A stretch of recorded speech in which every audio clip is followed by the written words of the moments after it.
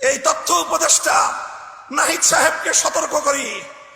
আমি তার দৃষ্টি আকর্ষণ করে বলতে চাই, মামুনুল হককে চিনেন না?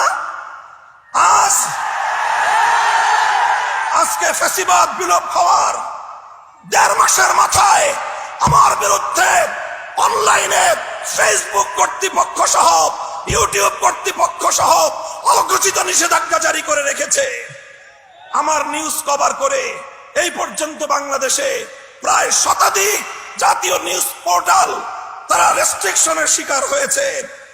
আপনারা ওখানে বিলাসিতা করেন, বৈষম্যের বিরুদ্ধে সংগ্রামী আমাদেরকে আমাদের সমস্যাগুলোকে সমাধান করবার কোন চিন্তা আপনাদের নাই। আপনারা উপদেষ্টা পরিষদ রাষ্ট্র পরিচালনা করতে পারবেন না আমাদের সহযোগিতা ছাড়া। আমার এই বক্তব্যের ২৪ ঘন্টার মধ্যে যদি আপনারা কোনো ব্যবস্থা গ্রহণ না করেন, আমরা আপনাদের বিরুদ্ধে ব্যবস্থা গ্রহণ করতে বাধ্য হব।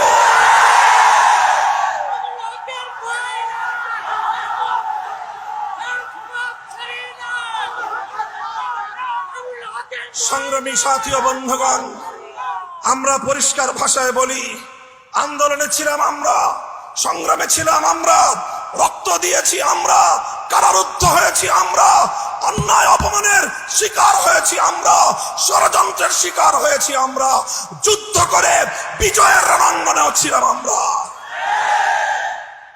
এখন সম্মিলিতভাবে এই রাষ্ট্রটাকে এগিয়ে নেওয়ার দায়িত্ব আমাদের।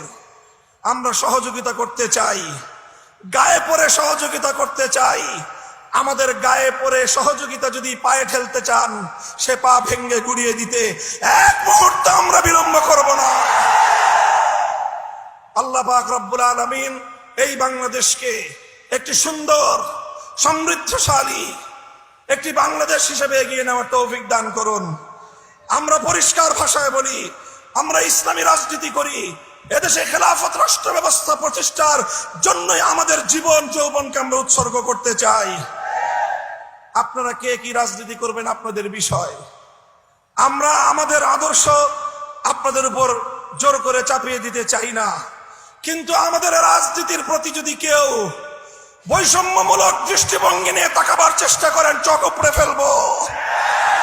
আমরা কারো করুণা চাই না, অধিকার চাই। ভিক্ষা চাই না, আমরা অধিকার চাই।